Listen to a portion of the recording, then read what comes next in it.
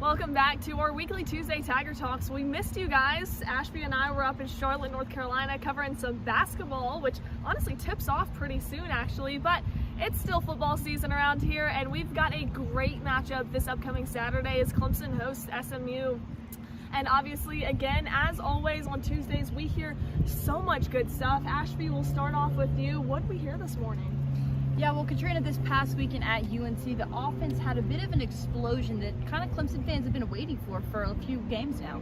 And at the head of that explosion was quarterback Klubnik. He had, I think, his best game so far. He was dominant. He won the leather helmet up at Boston College.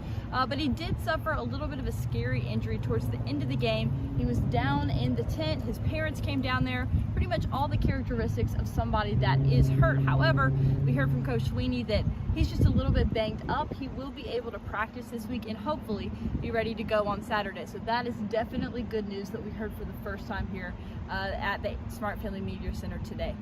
Oh yeah, definitely big news surrounding Klubnik. As far as you, Will likes his nickname. She calls me William. That's okay.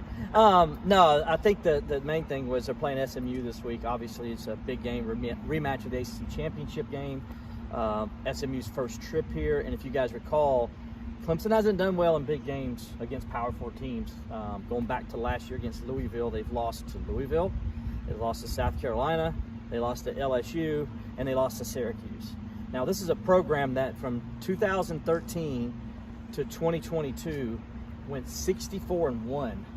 Okay, 64-1 at home, all right, including a 40-game winning streak. Which is the longest win streak since 1995 in college football, okay, home win streak.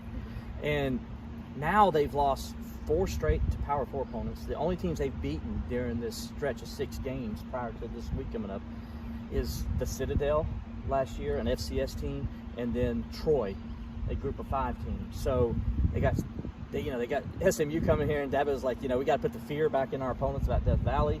Obviously, he's going to want the fans to be loud in this game, which I know they're probably going to be. It's going to be sold out again, as always.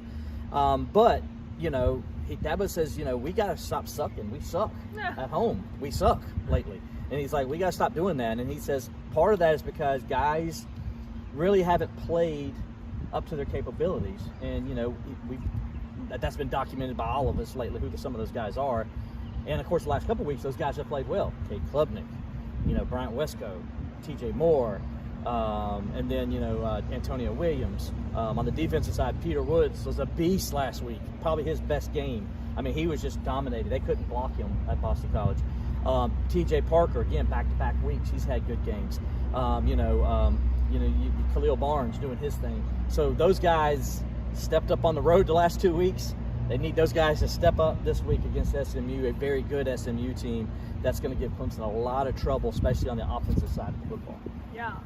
Speaking of speaking of groups that kind of need to step up and have stepped up over the course of the last couple of weeks, that offensive line that we kind of come in saying, hey, we need to see a little bit more out of them. A guy that really stood out to us and also spoke in the media center this morning was Braden Jacobs, obviously son of Brandon Jacobs, Super Bowl winning Giants player as well. Where else did Brandon play? I just know him for the Giants, winning 2 Super Bowls with the Giants. So, I mean, that's good enough for me. But, yes, his dad is a big guy himself, like one of the biggest running backs I've ever seen in my life. Yeah. And so, of course, no surprise he has a son that's the giant, biggest human I've ever seen in my life.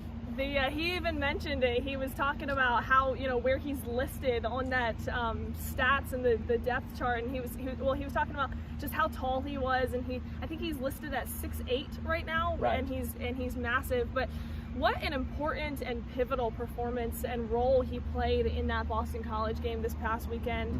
We talked about kind of moving parts along that offensive line, and Braden Jacobs' performance was so incredible, outstanding, and crucial to that game, against Boston College, and hopefully we're going to see more of that as the season goes along. Brandon is Braden, excuse me. There you go. He's gotten better each week, and I figure it was around this time I was figuring, I think I even telling Ashby this in the preseason, that I thought he could possibly challenge for that starting spot at left tackle when they get to midseason. Well, we saw that last week against Boston College, where he took the majority of the snaps because Tristan Lee has a bum ankle, I believe, and has been dealing with that all year, and it's kind of snuck up on him again. And so he got in there and he took advantage of his opportunities. And now I think, maybe Matt Luke and Dabo and Garrett Riley, they kind of take a look at things. Maybe they can do some things, and Tristan Lee's 100%. Dabo did talk about that today. They like to get Tristan back 100%. And so when that happens, maybe they do some rearranging on that offensive line. We'll see. Do you think Tristan Lee maybe shifts over to more of a guard position on that line? I mean, I said that. I think if Jacobs got to the point where they trusted him to be the starter, I think that's the natural fit, because Tristan Lee at the next level, which is what they all want to do, I think he's going to play guard in the NFL. He's going to move inside. So I think it's better for him to move inside and show what he looks like on film as a guard.